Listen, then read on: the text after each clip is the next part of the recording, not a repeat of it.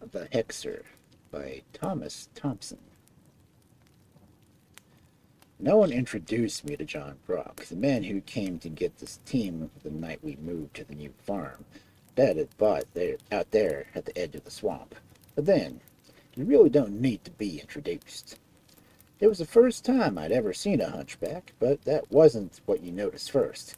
He had eyebrows as thick as horses' tails, and when he chewed tobacco, which he always was, his eyebrows bounced up and down, and his coal black eyes sort of glittered through them, snapping on and off like the way stars do through the trees on a windy night.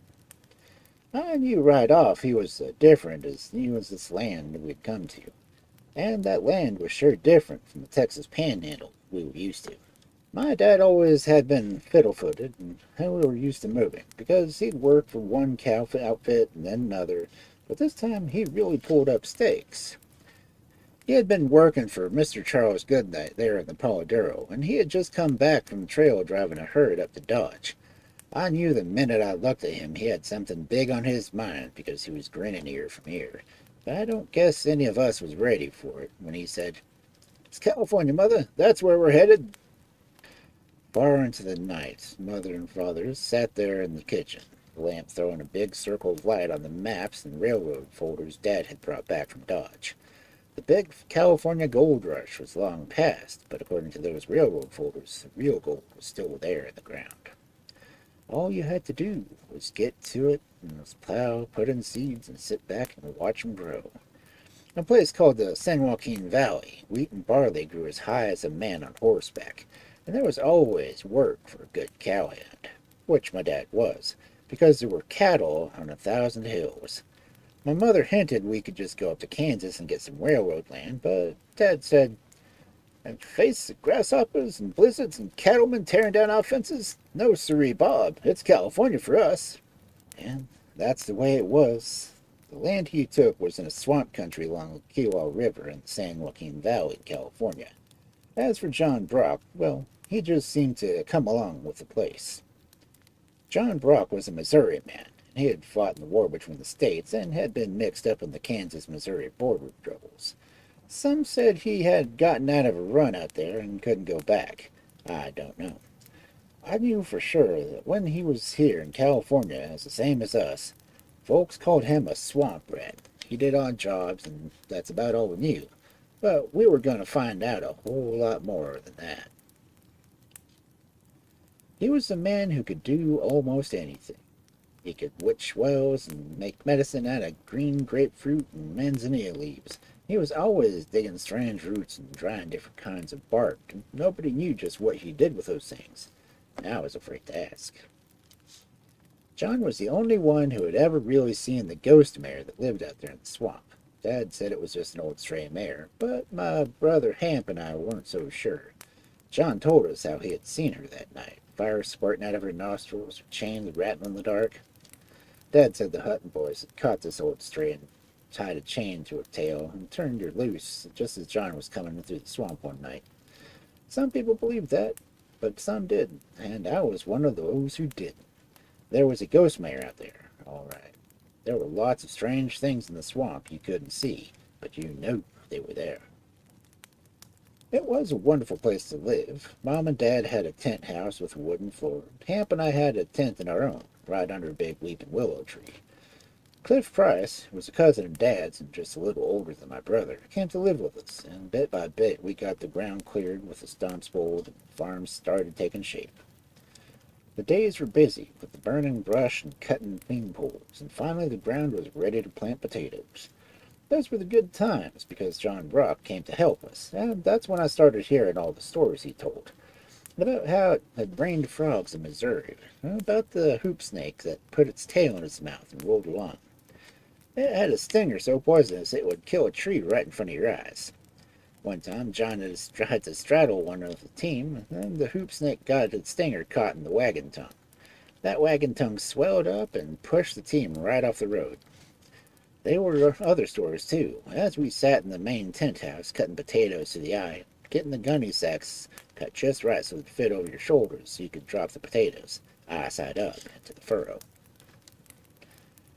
We were just about ready to plant, but John Brock went out and looked at the moon. When he came back inside, he shook his head. Can't plant tomorrow, he said. Moon ain't right. Taters sure will rot. Did what he said, because there was no doubt of it. John had a lot of magic powers. Cliff Price was the only one who didn't believe it. Cliff laughed at everything John said, and that's what finally got him in big trouble. It happened right after I got into a little bit of trouble myself. Dad sent me out to plant cantaloupes, and it was a hot day, and I'd just walk along, dig with a hoe, and drop in 8 seeds and cover the hole and tamp it. Take 8 long steps and do it again. Over about 3 rows, I got tired. I didn't know whatever made me do it, but I just dug one deep hole and put in all the seeds, and it left it to be covered up. As soon as I was done, I wish I had, because I knew those seeds would come up all in one spot, and then Dad would know what I had done, and I'd be in real trouble. Well, that's when I went to John Brock, because I didn't know where else to go to. What I had in mind was for John to hex those seeds so they wouldn't grow. Oh, he could hex, all right, but he didn't much like to talk about it. The way he explained it, the more you talk about hexing, the more your hexing loses its power. I remember how he sat there, chewing away at his cotton boll twist, his eyebrows bouncing and his eyes glittering, and he finally said, I could hex the seeds, but it wouldn't get rid of what you done wrong, would it? I had to admit that he was right, but I sure wanted out of the mess bad, so he finally said, all right, well, that night, I'll take care of it. It was spooky out there in the cantaloupe patch, what with the frogs chunking and the mosquitoes buzzing. Every time one bit me, I got to worrying I'd get malaria. Sure, and take calomel and have to even take salivate. John told me about the salivate, and it was awful.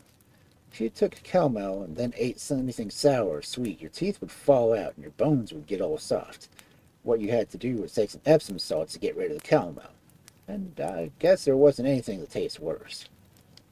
But with the ghost mayor out there roaming around and me worried about salivating, and John digging away at the ground just like he was digging a grave, well, I don't want to go through that night again.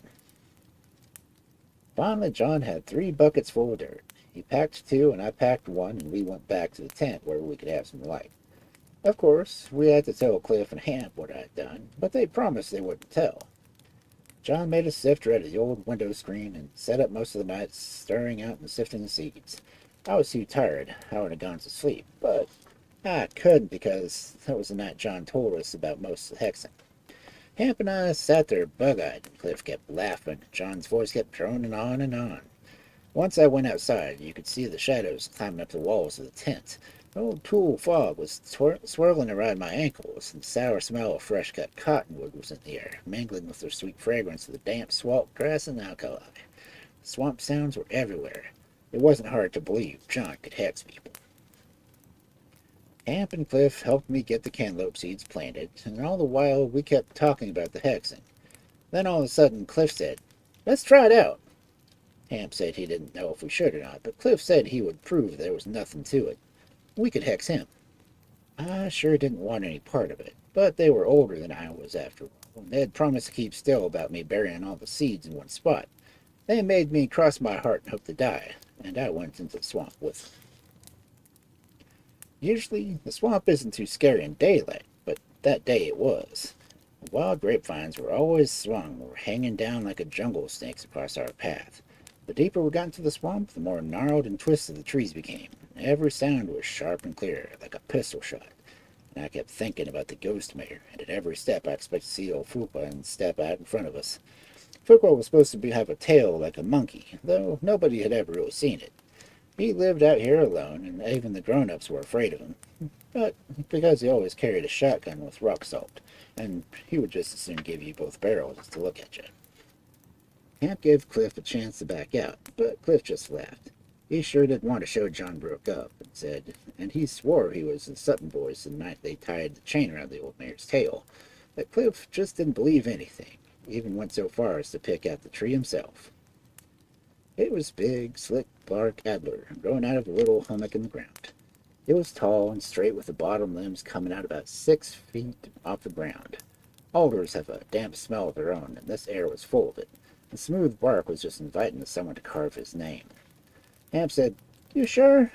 And Cliff said, If you don't start carving, I'll do it myself. I'm sick and tired of listening to John Brock's wild tales. My brother took out his pocket knife. Now that we had actually started, hexing seemed almost too simple to be true. What you do is carve a picture of the one you want hexed on the bark of a tree. It doesn't really matter how to look like him, just so you name it who it is. And that picture Hamp carved sure did look a lot like Cliff. The main thing is, you name it. And when you take a 10-penny nail and put it right between the picture's eyes, every day you go out to the tree and say, Shuli, Shuli, Shuli, poppa que. Shuli, poppa zigzag. Tillie, come a rule. Bear down hard on that rule, and when you do, just as you hit the nail just once, and when the nail is all the way in, one your hexen is dead. The more Hamp carved, the less funny it seemed, and I guess Hamp felt that way too, because he wanted to stop, but Cliff wouldn't hear it. Finally he got mad and took the knife away from Hamp and finished the picture himself, but made Hamp start the nail and say the magic words, because, of course, you can't hex yourself. Cliff was laughing so hard as he doubled over. I sure want to see the old windbag's face when I bring him out here and show him this, he said.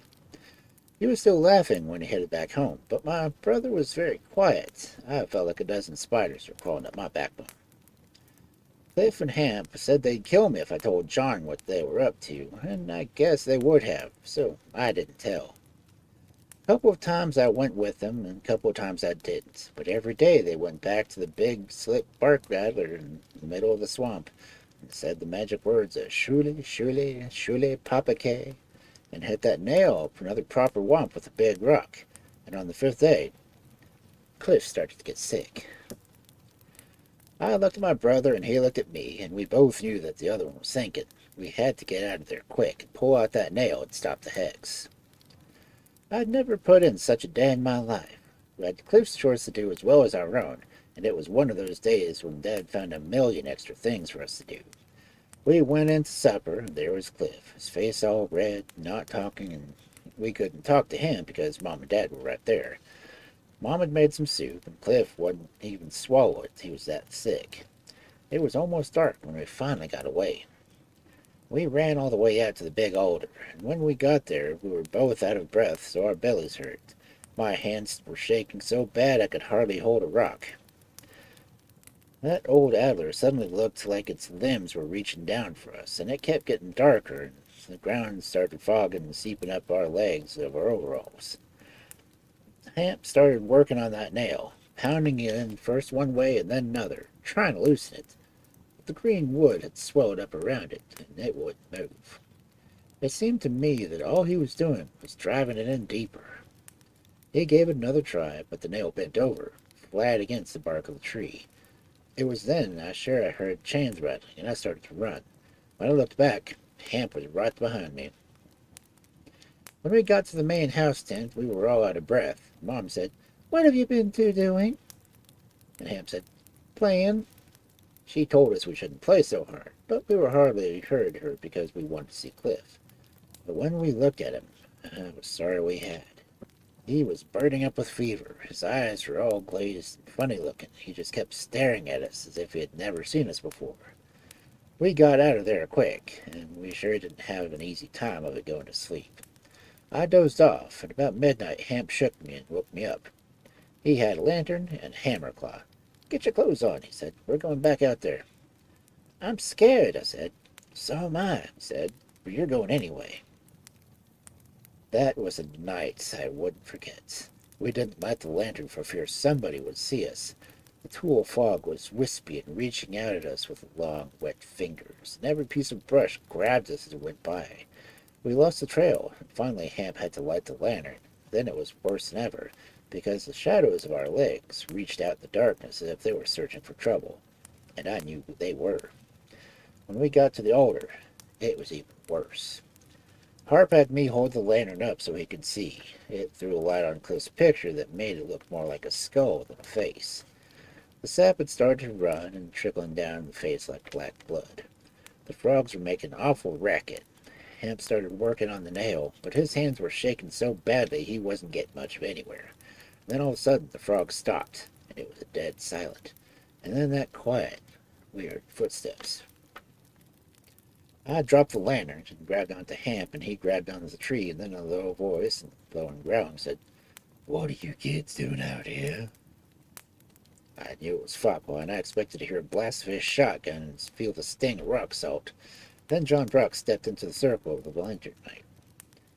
I don't ever think I heard my brother talk so fast before, and I never will again. He told John everything. For a long time, John just stood there, holding the lantern up to Cliff's picture, chewing away and his eyes glittering through his eyebrows. Then he said, "You boys got a peck of trouble here, but maybe I can straighten it out." He struck his face right close to mine. "You two keep your mouth shut about this, you hear? You sure didn't have to tell us twice." He picked up the hammer and walked over to the tree and took a long, hard look at Cliff with the sap blood running down his face. And without looking at us, he said, "Doctor was out here to see Cliff tonight." I was about the best news I had heard ever when my words came out as a big whoosh of breath. "What'd he say?" John turned on me as if I'd slapped him in the face. "What do you expect?" he said. "Doctors don't know nothing. Even if they did, you figure one could fix a hex like this? Now you two skedaddle on home before you're missed. Me, I got some consorting and haunts and witches to do. Might even have to get a couple of hairs from the ghost mare's tail. And don't you say a word to nobody that you're gonna undo everything I'm fixing to do." We got right out of there fast. I felt as if somebody was breathing down my neck. I kept walking faster and faster, and finally I was in a full run. The tent sure did look good. I jumped under the covers with all my clothes on, and Hamp did the same. When we went up to breakfast the next morning, there was old Cliff sitting up, trying to eat some fried eggs, but he was having a hard time of it. His face was all swollen up, and he was really wobbly, but there wasn't any doubt he was better. My dad came in and took a look at him and said, "Boy, you got as fine a case of mumps as I've ever seen. Both sides." The first minute we could, Hemp and I got John Brock aside and said, "Dad says Cliff has mumps," I said. John just glowered at me. "Of course he has," he said. "I tried to change the hex into measles, but when you bent the nails, you sort of gouged out into his jowls." There wasn't any doubt about that. Cliff's jowls sure were swollen up. John had stayed up all night breaking the hex, he said. He showed us a couple of the white hairs from the tail of the ghost mare, and we put them in the horse trough where John said in time they'd turn into snakes. And sure enough, they did. That night he came out of the tent with a jar full of that green grapefruit manzanilla leaf brew of his. Boiled it down until it was thick as syrup. It was bitter as gall, but Hamp and I gulped it down without a word. Even then, he said, he wasn't sure if he should keep us from getting mumps, because of the part we'd had in the hex. And as it worked out, he was right. Hamp and I both got the mumps, but only on one side, so that wasn't so bad. Cliff never did laugh again at John Brock, and he even admitted he had been lying about being the Sutton boys when they tied a chain to that stray mare. I guess the old ghost mare is still out there. I don't know. The swamp has lots of secrets and never gives up. But I think the best kept secret is still the one about the time we almost hexed poor Cliff.